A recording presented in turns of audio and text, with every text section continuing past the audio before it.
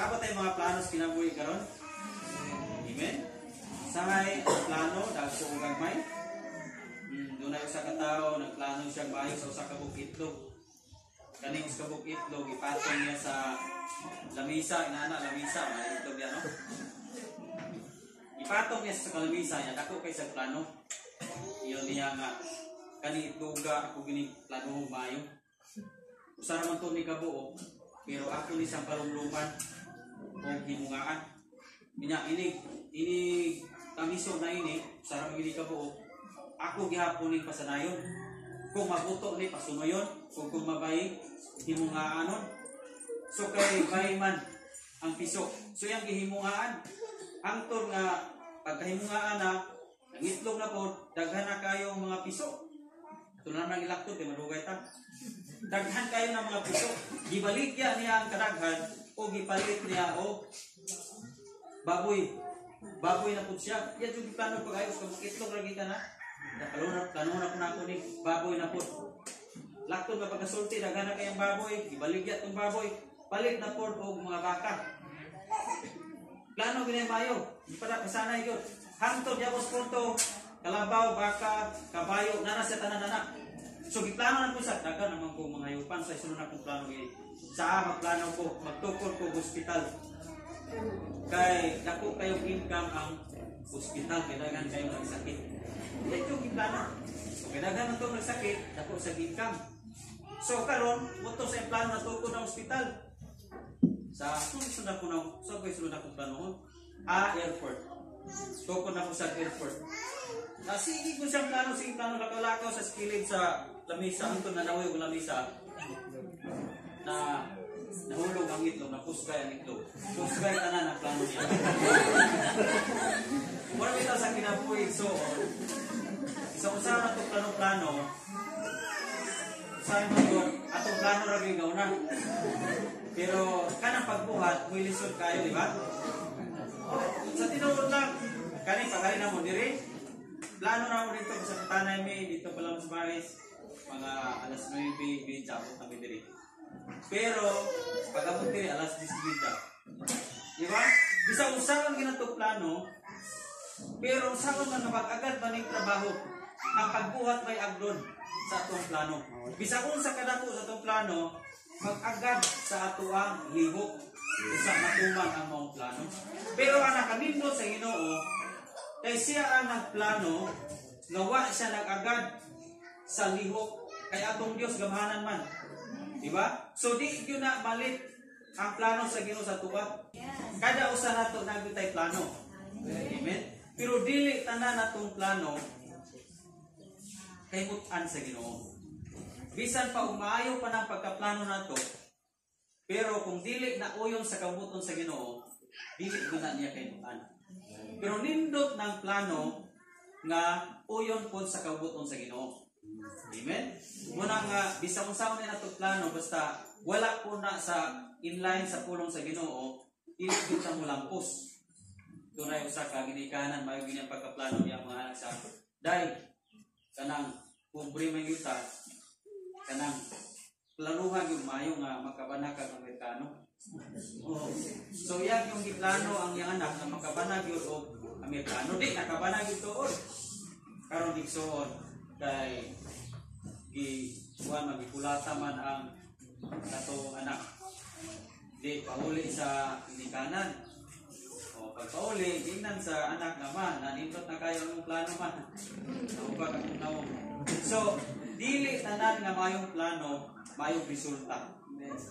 Muna magpantay ta sa itong plano.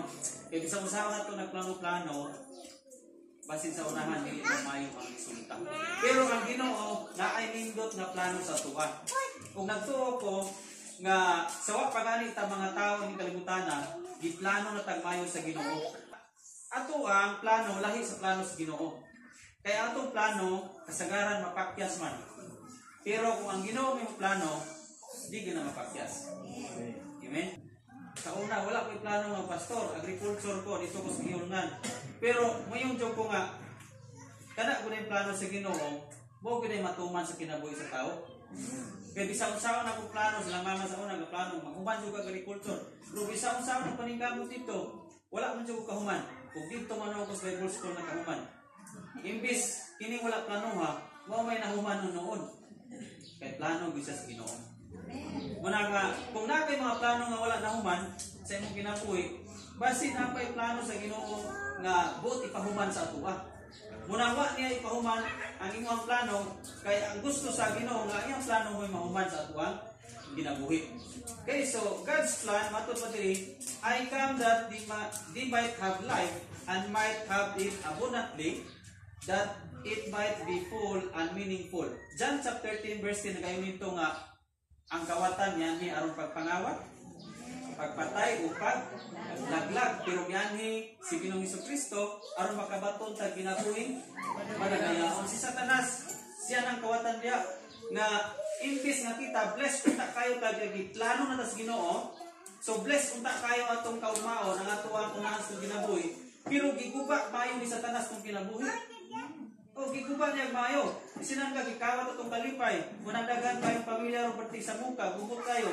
Kay way kalipay gikawat ni Satanas. No? Unya ang atong kalag laglago niya. O gipatay niya ang atuang pag-alagad. Sa wala patay Kristo inana gito senaryo. Di ta makauna-una og simbahan kay patay ang atuang pagtuo. Walay nabuhi dinhi sa atong kinabuhi. Pero salamat nga niabot si Ginoong Hesukristo. Abi nimo igsuon niyo siya, niya ako aron makabaton kamo kinabuhi madagayaon. So ang kadagaya sining gisugutan dili lang kay kwarta. Siguro nagtuot ang kwarta gyud ni. But kining kadagaya diri gisugutan sa sulod ni nga bahin. Kay ang tinuod nga kadagaya dili nang sa gawas. Kay bisag unsa pa kakadaghan og kwarta, daghan kag auto, dagko kag balay. Pero kung way Kristo nga naghari sa kinabuhi, wala gihapon ang tanan. Di ba? Ang tinuod nga kadagaya kung si Kristo naghari sa tuwang kasing-kasing. Amen? Kay si Kristo kung maghari sa tuwang kasing-kasing, mapuno kas panalipod. Muna tinuod nga kadagaya kay puno kas panalipod. Tanawang hitabo sa California.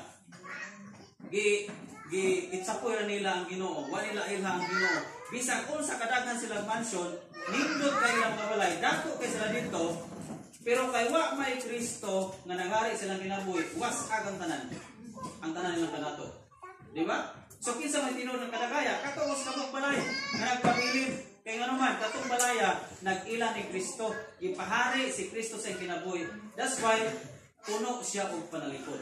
Muna tinuod nga kadagaya. Muna niyo si Jesus, niya ako ro makabaton kamo kinabuhing madagayaon. Muna kung naa kay Kristo sa kinabuhi, ikaw mo'y tinuod nga datos tubangan sa Ginoo. Magunsa man dagkong mansyon ka, pero walay Kristo sa kinabuhi, dili na tinuod kadagaya. Kay daghan kayo mga milyonaryo, pero problemado. Daghan kayo kwarta, pero nagbulag ni pamilya, nabungkag man nagtiayon. Ganun mo na, tinuod ba ng kadagaya? Daghan to sila kwarta, pero nagbulag man lagi. Di ba?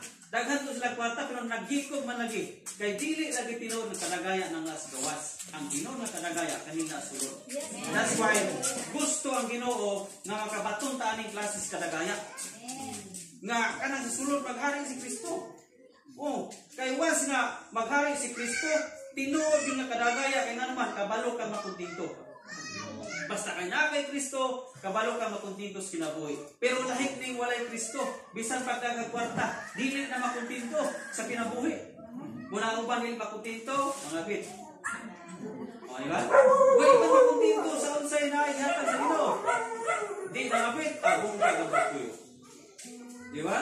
Pero kung si Kristo ang magharis kung kinabuhi, kadagaya yun, kay kabalutang makuntinto. Unsay na nato. Wala na ipangabit. O, diba? So, tinuod nga kadagaya, kining sa sulod. Muna ampingan yun nato ang sa sulod. Kay, giplano ni pag-ayo sa Ginoo Amahan, nga ipadala niya ang bugtong anak, aron makabatson tao, kadagaya.